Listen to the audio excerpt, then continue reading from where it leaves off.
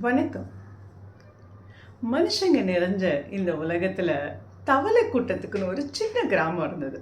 அந்த கிராமத்துக்குள்ள ஒரு திருவிழாவும் நடந்தது. தவளைகளுக்கான திருவிழா.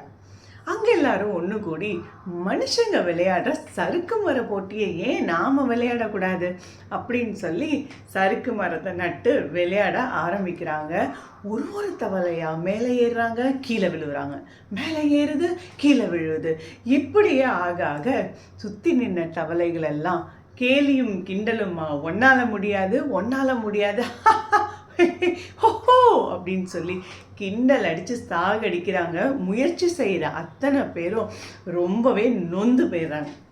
அப்படி இருக்கிற கட்டத்தில் கடைசியாக ஒரே ஒரு தவளை ரொம்ப சந்தோஷமாகவும் ரொம்ப ஆர்வமாகவும் நான் ஏறி காட்டுறேன் அப்படின்னு சொல்லி குடுகுடுன்னு ஓடுது. சறுக்கு மரத்தில் ஏற போகுது. அப்போ சுற்றி இருந்தவங்களா, இப்படி இருக்கிறியே நீ, ஒன்னால் முடியுமா அப்படின்னு சொல்லி கிண்டல் பண்ணுறாங்க.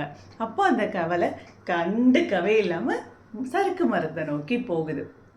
சறுக்கு மரத்தை பிடிக்குது. 1 அடி 2 அடி 3 அடின்னு மேலே சுற்றி பார்க்குது எல்லாரும். அப்போவே சொன்னல, ஒன்னால் முடியாதுன்னு சொன்னல அப்படின்றாங்க.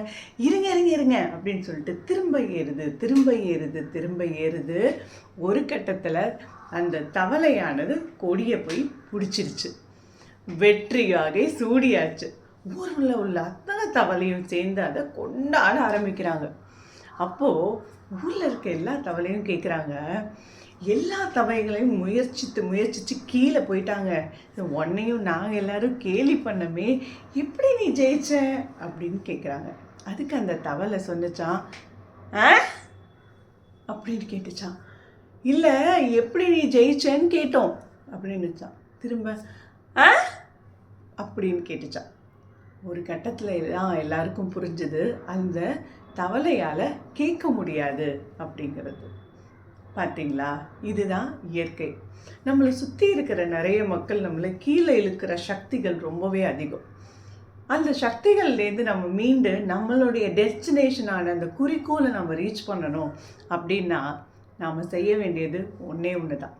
நமக்கு எது தேவையோ அதை நோக்கி ஓடும்போது மற்ற விஷயங்களுக்கெலாம் நாம் செவி சாய்க்காமல் போனோம் அப்படின்னா நமக்கு வெற்றி நிச்சயம்.